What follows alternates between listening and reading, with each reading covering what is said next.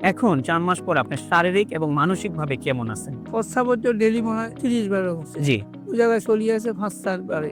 আলহামদুলিল্লাহ। খাবার রুচি থাকতো না। আমি ১০০ গ্রাম ছাড়া ভাত খেতে পারতাম না। ওইটাও আমার আল্লাহর আল্লাহর রহমতে রুচিটাও আজকে রুচি খেতে বাড়ছে। পারতেছেন। জি। তো সব দিকে আমি ২ মাস বাড়ি থেকে কোনো দিকে বাড়তে পারিনি। ২ মাস পরে আল্লাহর রহমতে আমি চেম্বারে বসে রুগীও দেখতেছি এবং এর মাঝে ভিত্তি লাইন ধরিয়ে ওষুধ রাখছি। রুগীও খাইয়ে, ওষুধও খাইয়ে। মানে আপনি রোগীও দেখতেছেন, আল্লাহর রহমতে আমাদের ওষুধগুলোও খাচ্ছেন। ওষুধও খাইয়ে। যাক আলহামদুলিল্লাহ, আল্লাহ কবুল করুক। আসসালামু আলাইকুম ওয়া রাহমাতুল্লাহি ওয়া বারাকাতুহু। আমি ডক্টর মোহাম্মদ আসলাম, ডিএইচএমএইচ, বিএইচবি ঢাকা, বিএইচএমএইচ অনকোর্স ঢাকা বিশ্ববিদ্যালয়। বর্তমানে বিশ্বনন্দিত ক্যান্সার চিকিৎসক অধ্যক্ষ ডক্টর এসএন সারোয়ার স্যারের চেম্বার গণস্বাস্থ্য হোমিওতে ক্যান্সার চিকিৎসক হিসেবে নিয়োজিত আছি। আল্লাহর রহমতে আজকে আমি আপনাদেরকে পরিচয় করিয়ে দিতে যাচ্ছি আমাদের একজন পেশেন্ট, যিনি আলহামদুলিল্লাহ আল্লাহর রহমতে গল ব্লাডার সিএ থেকে উনি আলহামদুলিল্লাহ আল্লাহ ওনাকে মাফ করেছেন। ওনার সাথে আমরা সরাসরি পরিচয় হতে যাচ্ছি এবং ওনার মুখ থেকে আমরা শুনবো ওনার বিস্তারিত চিকিৎসা ব্যবস্থা, ওনার সবকিছু।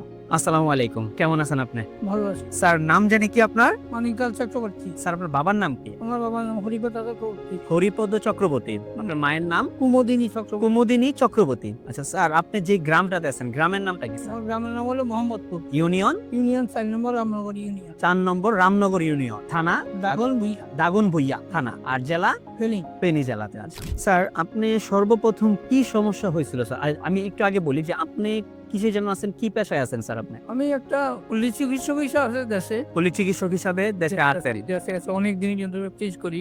জি। 1976 এর থেকে আমি প্র্যাকটিস। প্র্যাকটিস করতেছেন? হ্যাঁ। আচ্ছা আচ্ছা। তো আমার হঠাৎ করেই সকালবেলায় আমার বুকে ব্যথা ছিল, পরে আসতে পারে। হুম। পেটে যাওয়ার পরে আমি ওষুধ ইনজেকশন যাই দিছি হয়নি। হুম। লগে লগে বাড়ি আমি সিটি স্ক্যান করাচ্ছি, আলট্রা করাচ্ছি। এগুলা করার পরে দেখা যাচ্ছে কিছু কয় না। যখন ঢাকাতে আসলাম পরে ডাক্তার দেখালেও ক্যান্সার, ওরা বলছে ক্যান্সার। তখন বলছি যে অপারেশন করতে হবে। তখন আমি বললাম যে কি অপারেশন করবেন? এখানে তো 3টা লেয়ার, আপনি যে অপারেশন করবেন আমাকে, আমার পেটের সামনে হলো পাতলা, 2 নম্বর হলো আমার ডায়াবেটিস, সব গুণে আছে। এখন আমি কতটুকু শিওর আমি যে ভালো বলে সেটা বলতে পারবো না। আচ্ছা আচ্ছা। বলে না আমি তো বলুন অপারেশন করে কাটিয়ে গেছি, না বই থাকবো। কিছুদিন গেলে ধরবো হসা দিলে কইবেন থেরাপি দাও। অনেক সময় থেরাপি দিতে দিতে থেরাপি টানা লাগু রুগী মরে যায়। হ্যাঁ হ্যাঁ।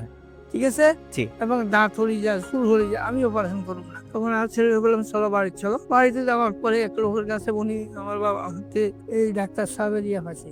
মানে আপনার ছেলে ওই অনলাইনের মাধ্যমে, যে কোনো মাধ্যম থেকে আপনার আমাদের একটা ভিডিও পাইছেন। তখন আমরা এটা নিয়ে এখানে আসছি। আল্লাহর রহমতে আমরা, আপনি যে আমাদের এই চিকিৎসাগুলো করলেন, আপনারা তো ডাক্তার বলছিল যে আপনি এই অবস্থাতে যাবেন, বা যে খারাপ কন্ডিশনটা ছিল সেই কন্ডিশনটা থেকে আল্লাহর রহমতে আমাদের স্যারের চিকিৎসায় আপনার ৪ মাসের মধ্যে দেখলেন যে আপনার ক্যান্সারটা আলহামদুলিল্লাহ নাই। এখন ৪ মাস পর আপনি শারীরিক এবং মানসিক ভাবে কেমন আছেন? প্রস্রাবের তো ডেইলি মনে হয় ৩০ বারের হচ্ছে। জি, ওই জায়গায় চলিয়ে আছে ৫-৪ বারে।